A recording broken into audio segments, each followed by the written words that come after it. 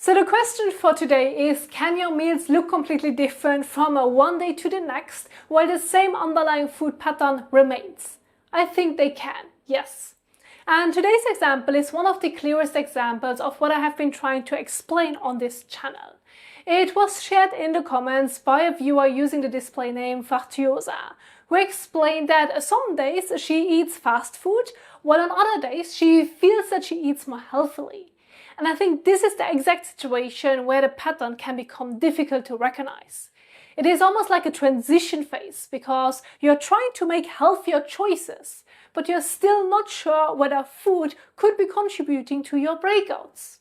So the meals can look completely different while the same sodium-heavy foods keep reappearing in different forms. She also explained that nothing has kept her skin clear except the consistent use of adapalene. That does not tell us how much her current eating pattern may still be contributing, but I see many similarities to the pattern I had in the past, so I hope looking at her meals this way can help. Okay, so she explained that on one day she had a Starbucks mozzarella and tomato sandwich on focaccia bread, black coffee and some of her son's cake pop. At first glance, this looks like the healthier day, but it is still built around prepared focaccia bread, cheese, pesto and other seasoned ingredients, so the sodium can accumulate quickly. And the cake pop adds more sugar, but sugar is not the issue behind the breakouts, so it can still be eaten.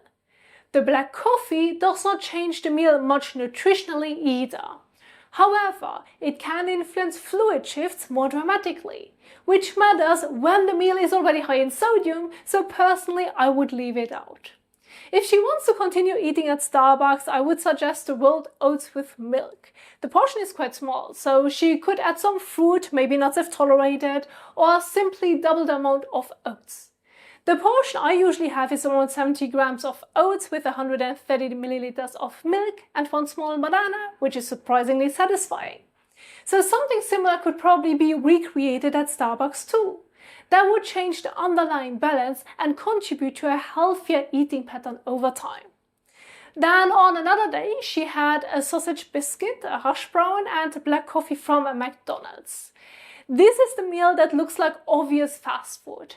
The biscuit, sausage and hash brown are all prepared foods, so the sodium can become very high. And honestly, this is where it becomes incredibly difficult to improve the breakfast while still eating at McDonald's. Most substantial options are built around biscuits, processed meat, cheese and fried potatoes. Their oatmeal may appear better, but it is still a prepared product with several additional ingredients.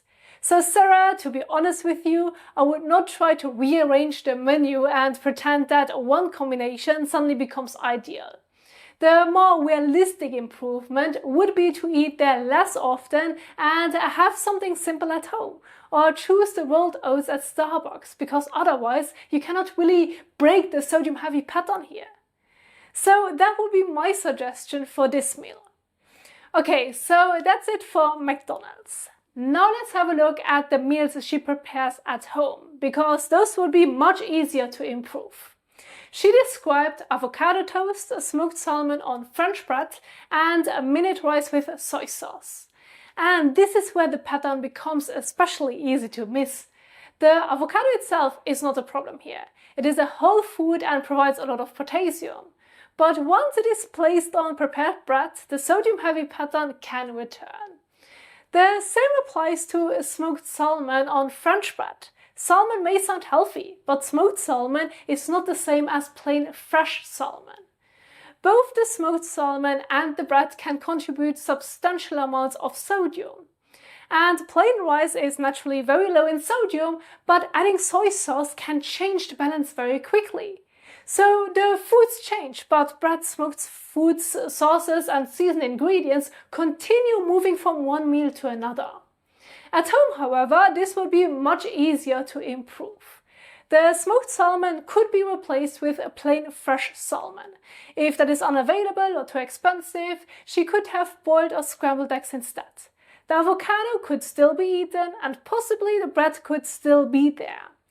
Even though bread can contribute quite a lot of sodium, Avocado with eggs on bread would still improve the meal significantly. Or the bread could be left out and replaced with minute rice without soy sauce, perhaps with an egg, avocado, or plain salmon. There are many variations possible here. The major contributors remain the smoked salmon and soy sauce, which I would remove immediately. These are not dramatic changes, but they would alter the patterning considerably.